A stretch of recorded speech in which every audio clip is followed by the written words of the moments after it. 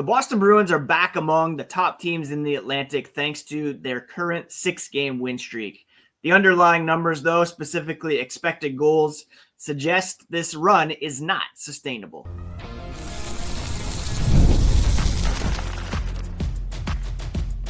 You're Locked On Bruins, your daily podcast on the Boston Bruins. Part of the Locked On Podcast Network, your team every day. What is up, Bruins fans? I'm your host, Ian McLaren. Welcome to Locked On Boston Bruins, part of the Locked On Podcast Network, now the #1 sports podcast network. Here we discuss all things Spoked B, and on today's episode, we are going to be breaking down the Atlantic Division power rankings, assessing where the Bruins fit while they're riding this 6-game win streak, and whether or not they can keep it going. We'll also discuss some lineup news and notes heading into tonight's game against the Toronto Maple Leafs. Casey Middlestadt week to week, Mason Lohrei back in the lineup, Fraser Minton thriving. And then finally, we will preview tonight's game against those Maple Leafs, a rematch of Saturday's win for the Bruins in Toronto. Today's episode is brought to you by FanDuel. Download the FanDuel app now by visiting FanDuel.com and win $300 in bonus bets if your first $5 bet wins. Today is November 11th. Happy Remembrance Day to all those in Canada who are commemorating that. Also, happy birthday to my mother, her 75th birthday. And I hope you have a great day down in Ottawa, Mom. And also, of course, it is Veterans Day in the States, and the Bruins will be having a military appreciation night prior to puck drop. Before we get into today's episode, a quick reminder, you can find the podcast on socials at Locked NHL Bruins. You can find me, my hockey thoughts and dad jokes at ENC McLaren. I am a lifelong Boston Bruins fan, and I've been covering this team and the NHL for various outlets for nearly 20 years. My first foray into hockey writing was the Joe Thornton trade that was discussed last night, as both Jumbo, not Dumbo, as Gary Bettman called him, and Zdeno Chara were inducted into the Hockey Hall of Fame. A huge congrats to both of them. So if you look at the Atlantic Division standings, the Bruins are actually second on the list right now in terms of total points earned. Only 2 points back of the Montreal Canadiens. They, however, have played the most games in the Atlantic, so their point percentage puts them a bit further down. First of all, the Buffalo Sabres, they had a bit of a resurgence after a rough start. Rasmus Dahlin is off on a leave of absence. We hope all is well with his partner who had a heart transplant this past summer. Yuri Kulich out with blood clots. Things not going great for that team, and they're at .467. -8 goal differential. They're down at the bottom. The Toronto Maple Leafs, tonight's opponent, are tied with the Florida Panthers with 17 points, 3 back of the Bruins. They've both played only 16 games, and they have .531 point percentages, and they're in the red when it comes to goal differential. Yeah, Brad Marchand's off to a flying start. Most goals to start a season for him so far. But they have a -5 goal differential and are certainly missing Alexander Barkov and Matthew Tkachuk. I'm putting them in 7th, giving the edge to the Maple Leafs, who have a better goal differential, although they're riding a 2-game losing streak. The Detroit Red Wings had a good start, but they're back down in 5th in terms of point percentage, losers of 3 in a row. They've got a -5 goal differential. The Bruins, I'm putting in 4th, .588 point percentage. They're back above 0 with a +1 goal differential. They've scored the second most goals in the Atlantic, but they've also allowed the 3rd most goals.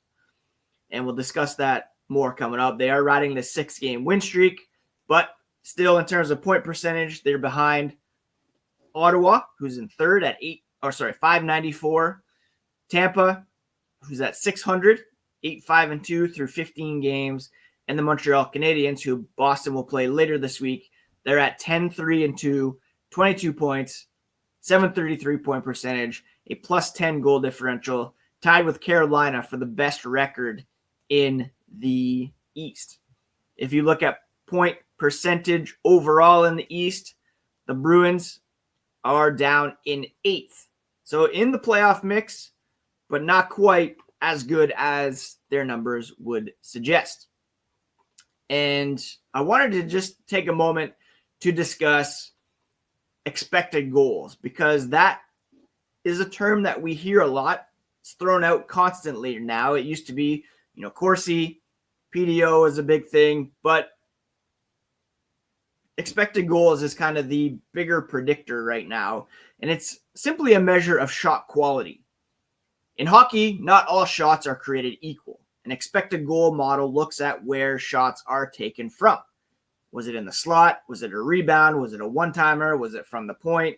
Was it from behind the net? It assigns a probability between 0 and 1 of that shot becoming a goal. So a team's total expected goals is the sum of the probability of every shot they took. It tells you how many goals a team should have scored based on the quality of chances they've created. Let's talk about expected goals for percentage then. This is the team's expected goals for divided by expected goals for plus against. And it tells us what the percentage of those high quality chances in a game or so far this season belong to that team. So the Bruins, for example, are at 45.67%. So it means the opponent is winning the quality chance battle, and quite regularly. The Bruins are allowing more high danger opportunities than they are generating. And their success is therefore likely riding on some unsustainable factors. Now, we look at this mostly at 5-on-5 because that's where the majority of the game is played. You can check at all strengths to see what the special teams impact is as well. But ultimately, expected goals for percentage is kind of a predictive stat. If a team is scoring more goals than their expected goals for, they're benefiting from luck or perhaps unsustainable shooting percentages. But if they have a expected goal for percentage that's pretty good, but they're not scoring, they're likely due for some positive regression. So what does this all mean for the Boston Bruins, who again are at 45.67%? They have generated 32.19 expected goals, and they have allowed 38.29. And the actual numbers are 36 goals for, so a bit higher than expected goals, which suggests some good shooting on their part. They've allowed 37 goals, which is below the expected. So that tells us a couple things. One, the Bruins regularly giving up more shots and more high-quality scoring chances than they're creating when the game is played at even strength. They're winning games. They're on the 6-game winning streak, and they're riding a pretty good wave of goaltending. Joonas, Korpisalo, Jeremy Swayman got off to rough starts, but they've been playing very well lately with like 930, 940 save percentages. And the Bruins are getting super high shooting percentages from their top players. Look at Morgan Geekie, for example, who's riding a heater right now, but he's got a very high shooting percentage. So the 45.67 is a pretty big red flag. It tells us that the team's underlying process, how they play every night, isn't really up to snuff for long-term success. And if the shooting percentage drops a bit or the goalies cool down, they could be due for a serious drop-off. Right now, the Bruins' shooting percentage at 5-on-5 is 10.03, which is 13th in the NHL. So not super high or unsustainable. Actually, their save percentage is 89.78. So their PDO is 99.8, which suggests they're right around where they should be. But as we've seen this season, the scoring hasn't been a problem, but defense has been. And they're giving up way more high-quality opportunities than they're generating. And that means you just can't do that all season long and expect to continue to ride 6-game win streaks. So all that to say, the Bruins have been on a great run here. They've gotten themselves back in playoff contention, in the conversation, but they still really need to tighten up defensively and or continue to get elite goaltending from both Jeremy Swayman and Joonas Korpisalo. Swayman's overall save percentage still below 900, so we know he can hit another level. But if the Bruins are consistently missing coverage in front of the net, allowing guys to have open looks in the slot, it's just not sustainable for long-term success. Hopefully that all makes sense. Hit me up in the comments. Or like I did, just use Gemini to ask for a simple explainer about expected goals. We'll see if the Bruins can keep it going tonight. They'll be shorthanded once again with Casey Middlestadt having his injury status updated. We'll talk about some lineup news and notes here as the podcast continues. The NBA is back, and there's no better place to get in on the action than FanDuel, the official sports betting partner of the NBA. Even if you miss the start of a game or want to ride the hot hand, FanDuel has live bets on everything from who will score next to fourth quarter comebacks.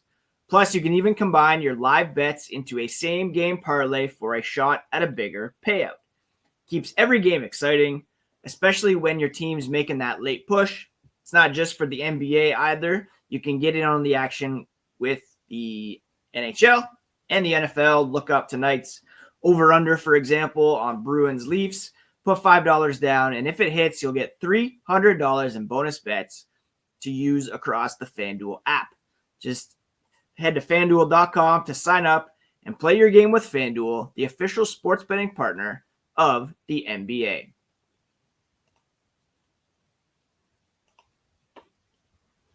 Thank you so much once again for making Locked On Boston Bruins your first listen of the day.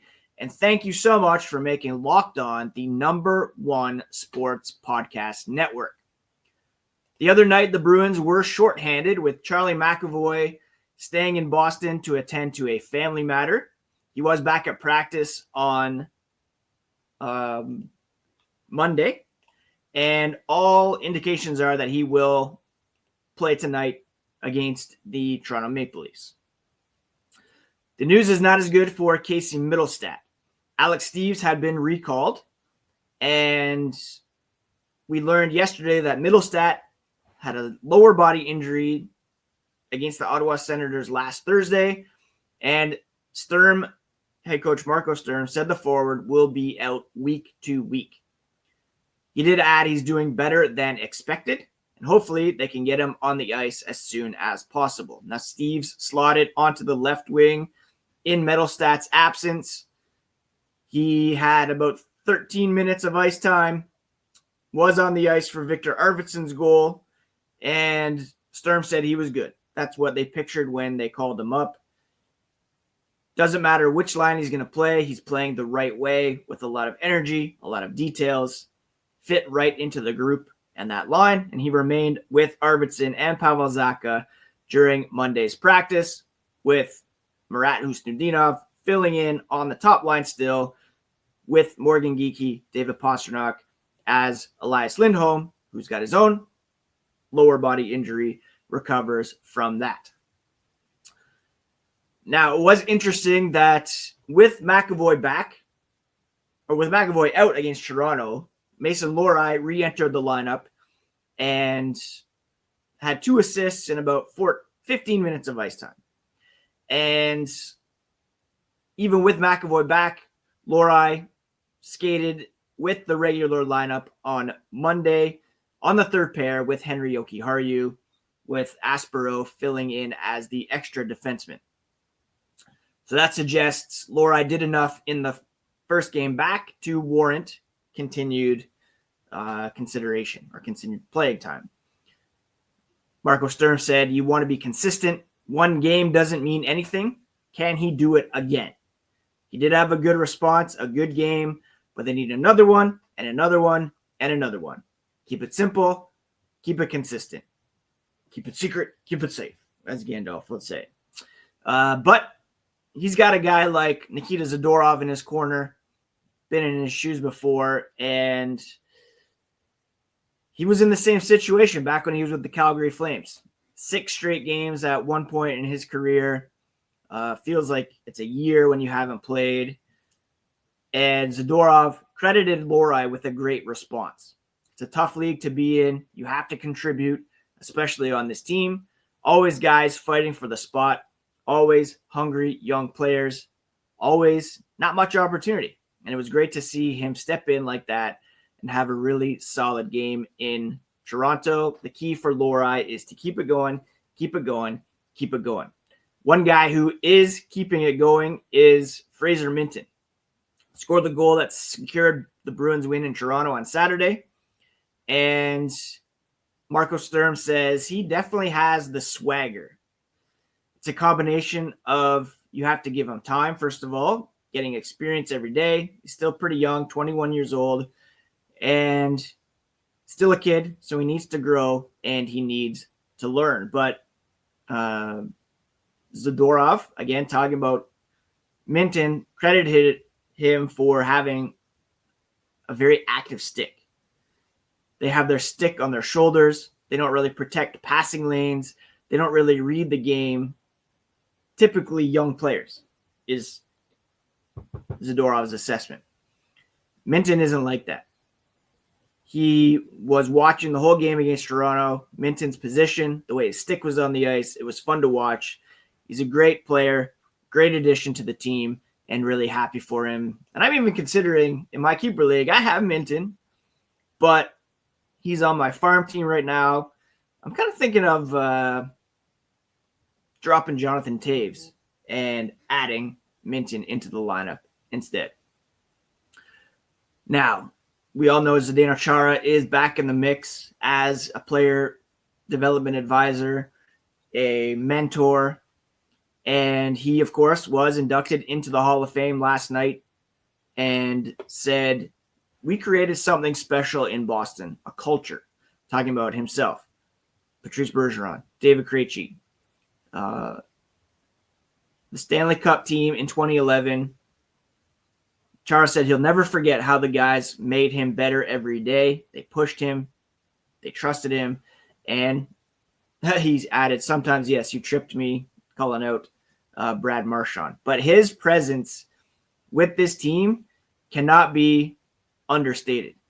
And the way that they, both Chara and Joe Thornton, credited Bruins alumni for helping them early on in their careers, you can't think anything but how the young guys like a Fraser Minton, like a Mason Lohrei, will benefit from Chara being around the organization, from Patrice Bergeron hanging around. Hopefully he's added in an official capacity soon. But so excited to have Chara in the mix, and hopefully he can get some one-on-one time with Mason Lohrei more often than not in order for him to just take his game to that next level. He'll have that opportunity tonight.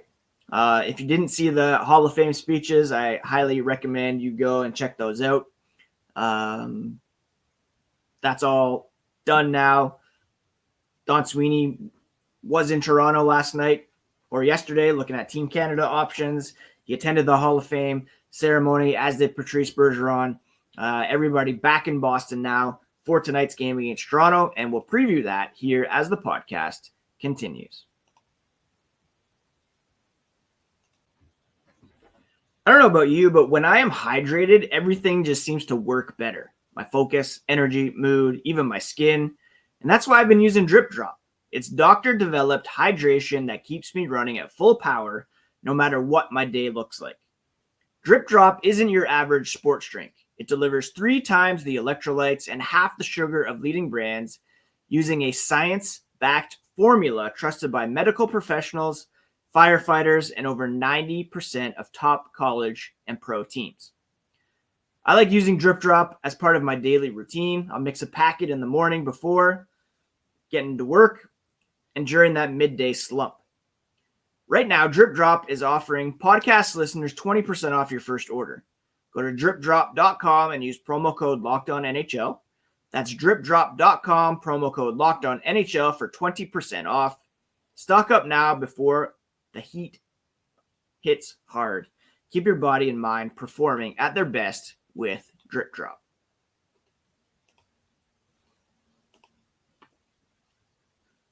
Bruins Maple Leafs tonight in Boston. It's a rematch or the second half of that home-to-home that was kicked off on Saturday. The Leafs did have a game in between, so the Bruins will be a bit more rested. The Leafs lost to Carolina on Sunday night in the precursor to the Hall of Fame celebrations.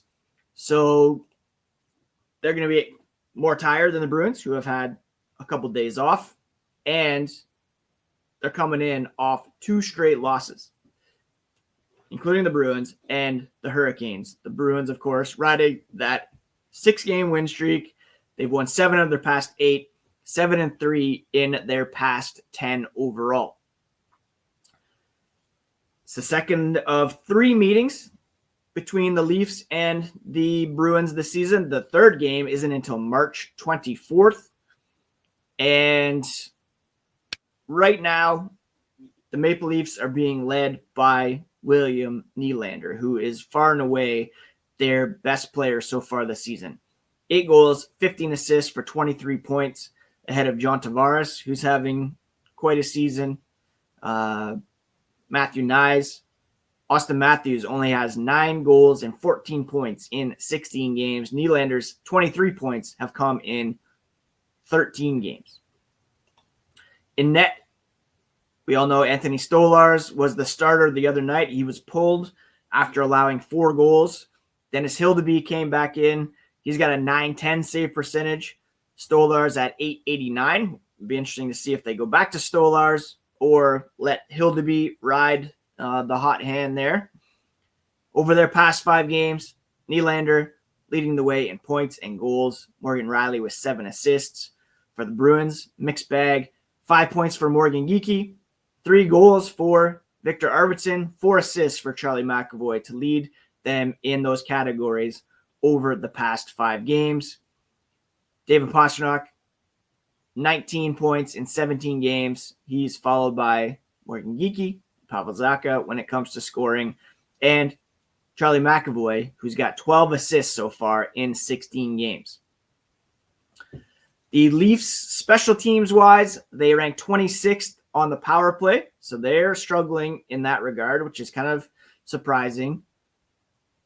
But you subtract a guy like Mitch Marner, who had so much offensive creativity, you're going to suffer a bit there. 12th on the penalty kill. The Bruins right now are 12th on the power play, 22.2% success rate.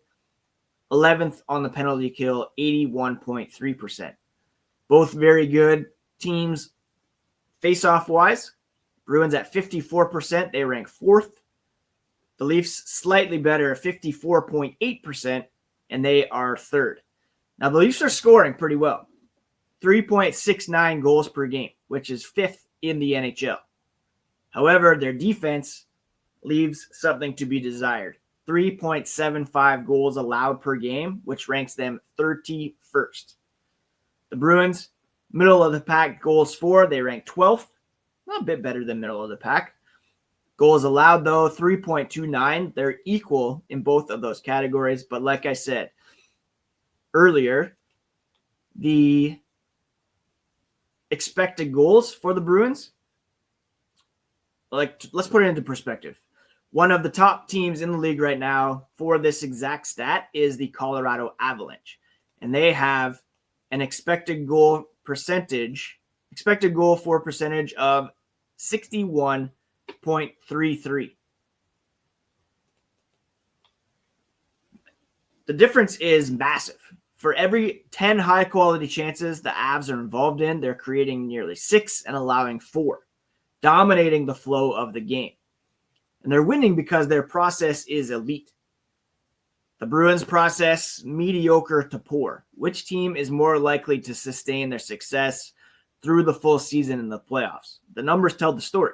It's the team with the higher expected goals for percentage.